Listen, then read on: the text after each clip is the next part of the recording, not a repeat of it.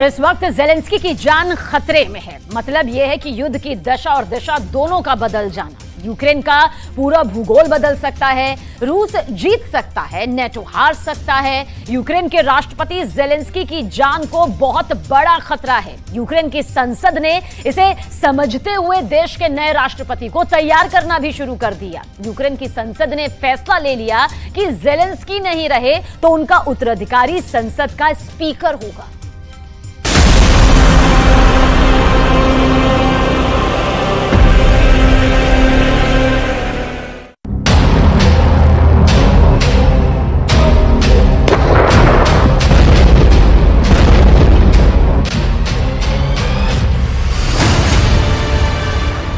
किसने दी जेलेंस्की की मौत की सुपारी?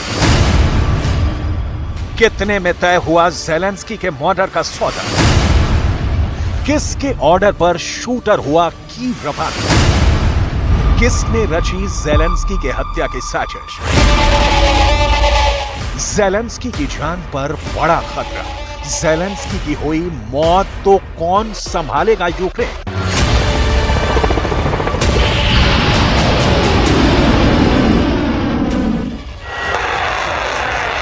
इन सारे सवालों का जवाब आपको एक एक कर डिटेल में दिखाएंगे, क्योंकि एक तरफ तो यूक्रेन के काउंटर अटैक की कामयाबी के दावे हैं, तो दूसरी ओर यूक्रेन के रहबरों के बीच ये चिंता है कि जेलेंस्की मारे गए तो कौन संभालेगा गद्दी। लेकिन उसके पहले ये जानना बहुत जरूरी है कि जेलेंस्की को मारने की प्लानिंग क्या रूस वाकई कर रहा है या ये पश्चिमी मीडिया का प्रोपेगेंडा है जो दुनिया को जेलेंस्की से भावनात्मक स्तर पर जोड़ने के पीछे है। क्या जेलेंस्की के प्रति सहानुभूति की लहर पैदा करने की कोशिश में जेलेंस्की के मौत की साजिश की अफवाह फैलाई जा रही है?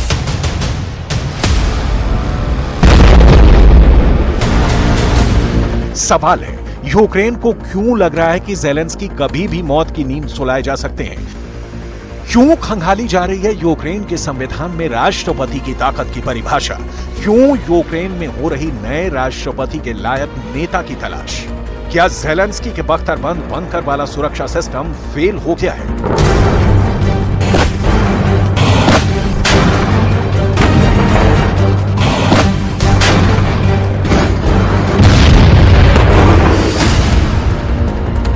तो सबसे पहले आपको बता दें कि जेलेंस्की भले ही कभी कीव की सड़क पर, कभी वॉर फ्रंट पर, कभी विदेश में, कभी अपने बंकर में दिखते हो, लेकिन आपको यह जरूर जानना चाहिए कि जेलेंस्की की सुरक्षा की जिम्मेदारी ना सिर्फ यूक्रेन के इंटेलिजेंस विभाग के पास है, बल्कि इसमें सहयोग करता है अमेरिका का तेज तर्रार खुफिया विभाग CIA।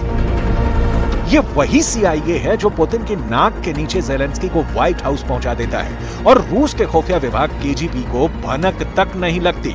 जेलेंस्की का बंकर आपको जरूर देखना चाहिए, क्योंकि जिस जेलेंस्की की जान को खतरा बताया जा रहा है उस जेलेंस्की तक पहुंचना मुश्किल ही नहीं, नामुमकिन सा है।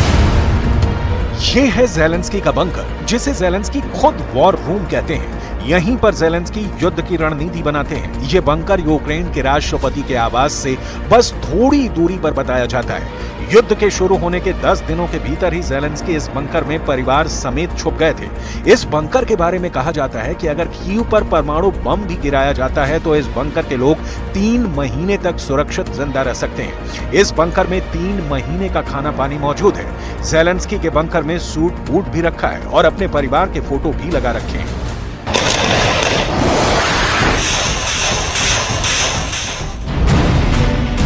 जेलेंस्की ने कोट पैंट पहनना बंद कर दिया है। युद्ध की शुरुआत के साथ ही उन्होंने वर्दी धारण कर ली है। सेना के चीफ कमांडर हैं जेलेंस्की और उन्हें अपने टाइप के लिबास में देखकर यूक्रेन की सेना का जोश हाई होना लाजमी है, जिसका उदाहरण दिखता है कि रूस यूक्रेन युद्ध नतीजे की ओर नहीं, सिर्फ तबाही की ओर सरपट दौड़ रहा है।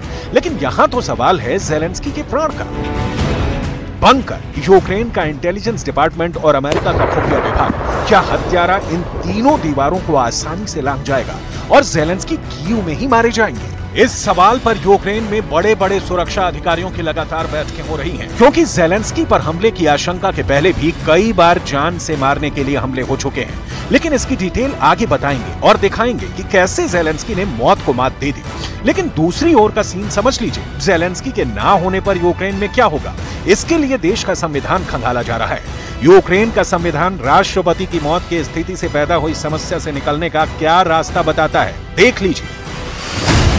यूक्रेन के संविधान के मुताबिक जब राष्ट्रपति अपने कर्तव्यों को पूरा नहीं कर पाता है तो उसके कर्तव्यों को यूक्रेन की संसद के अध्यक्ष द्वारा संभाला जाता है। इस वक्त यूक्रेन में ज़ेलेंस्की की सत्ता को चैलेंज करने वाला या ज़ेलेंस्की को नेतृत्व को चुनौती देने वाला दूर दूर तक कोई नहीं है। ज़ेलेंस्की ने करीब 18 महीने से जारी जंग में अपनी काबिलियत का लोहा पूरी दुनिया में मनवाया है। नाटो से मांगे और दिए हथियारों के दम पर ही सही ज़ेलेंस्की ने एक कामयाब राष्ट्रपति की भूमिका निभाई है। जाहिर है ज़ेलेंस्की के ना होने पर यूक्रेन यकायक नेतृत्व के संकट में फंस जाएगा।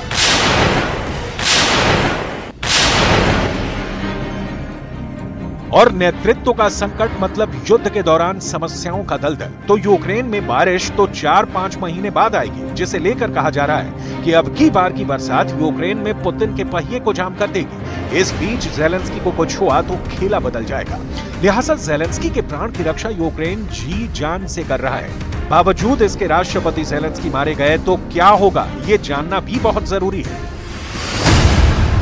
यूक्रेन राष्ट्रपति संसदीय सरकार प्रणाली वाला एक गणतंत्र है। संविधान में सीधे निर्वाचित राष्ट्रपति, एक प्रधानमंत्री जो राष्ट्रपति द्वारा नियुक्त किया जाता है और एक संसद की व्यवस्था देखता है। यूक्रेन की एक सदनीय संसद का नाम है वेरखोवना राडा, जो 450 प्रतिनिधियों से बना है, जिनकी अध्यक्षता एक स्पीकर करता है।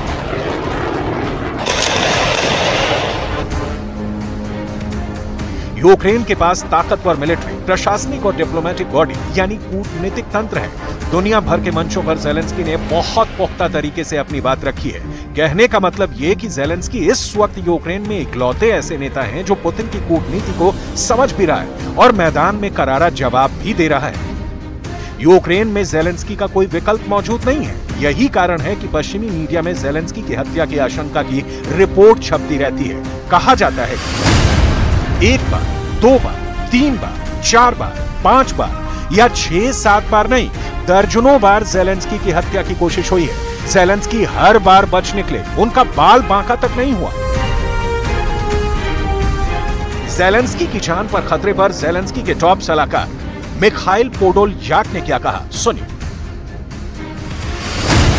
राष्ट्रपति ज़ेलेंस्की की एक बार नहीं, दर्जनों बार हत्या की कोशिश हुई है। ज़ेलेंस्की पर जानलेवा हमले रूस के खुफिया विभाग ने किए हैं। ज़ेलेंस्की की जान लेने की कोशिश करने वालों में चेचन भी शामिल हैं और वैगनर ग्रुप भी। एक बार तो हमले की कोशिश के बाद ज़ेलेंस्की ने खुद एक जूम मीटिंग की और अमेरिका के सांसदों को कहा कि शायद आप मुझे अंतिम बार देख रहे हैं।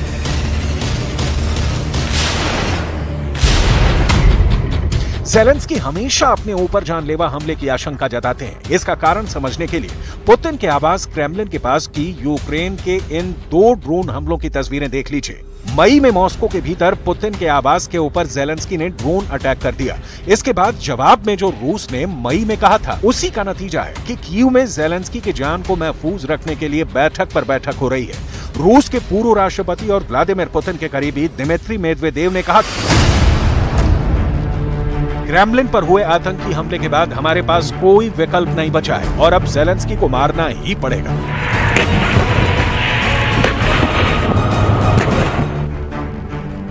मई गुजर गए, जून गुजर गया, जुलाई भी निकल गई और अब अगस्त शुरू हो चुका है। पुतिन के बेहद करीबी और सहयोगी दिमित्री मेदवेदेव की शपथ अब तक अधूरी है।